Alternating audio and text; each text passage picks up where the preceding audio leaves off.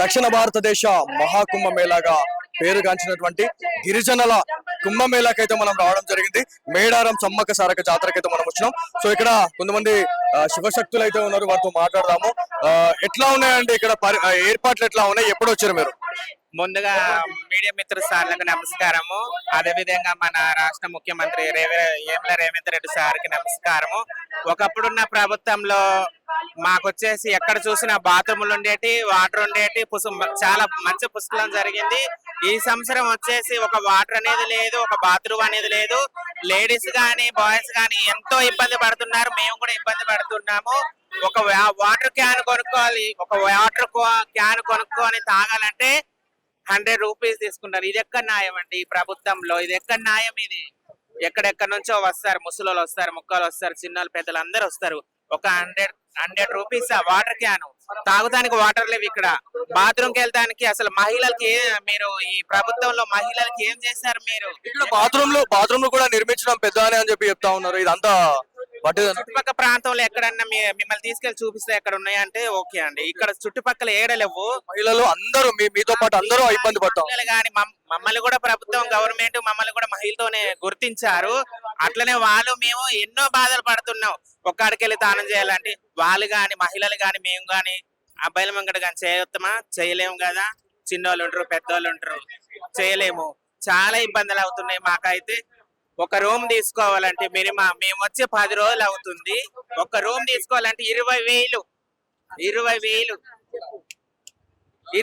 ఒక రూమ్ తీసుకోవాలంటే అండి, 20,000 ఒక రూమ్ తీసుకోవాలంటే దాంట్లో ఏమైనా న్యాయం ఉందా అసలు? ఇక్కడ షాప్స్ ఓనర్స్ ఎవరైతే ఉన్నారో అంటే ఇదంతా కూడా ఒక టెండర్ లాగా ఇస్తున్నారు.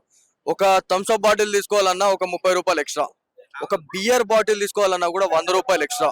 సో ప్రతి దాని మీద తాగే వాటర్ ని కూడా ఇక్కడ వదలలేదు, ఒక సిండికేట్ గా ఏర్పడి. సో ఇదంతా కూడా చేసారు అని చాలా మంది బాధపడతా ఉన్నారు. ఇది నిజమేనా? నిజమే అండి, నిజం. ఒక వాటర్ బాటిల్ కావాలనుకుంటే మామూలుగా కొనుక్కోవాలంటే 40 రూపీస్, 20 రూపీస్ బాటిల్ వచ్చేసి 40 రూపీస్, ఒక్కొక్కడ 50 రూపీస్ కూడా అంటున్నారు. ఇది ఎక్కడ న్యాయం?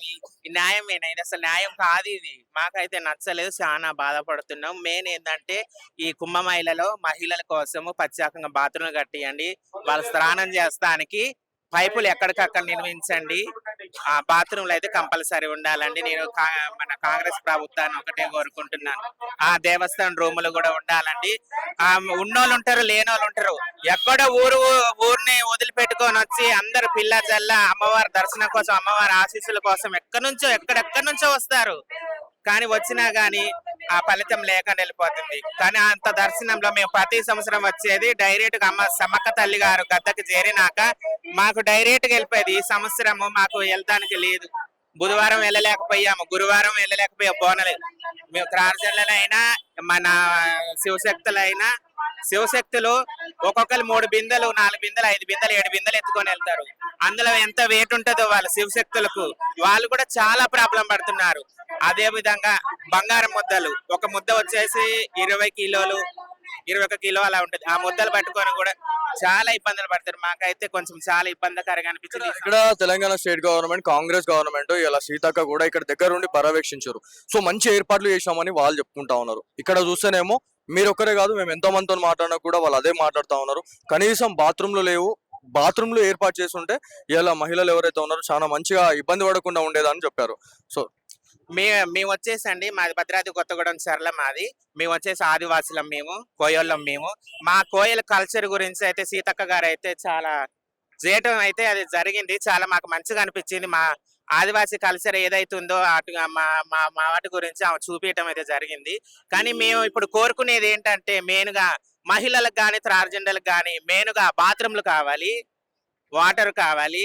ఈ రూముల గురించి అయితే మేము రెంట్లు పెట్టలేమండి, మాకు చాలా ఇబ్బందిగా ఉంది ఈ రెంట్లు అయితే.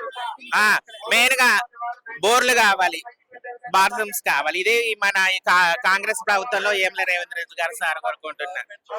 జై సమ్మక్క సారక్క తల్లికి జై. Thank you. వస్తాము.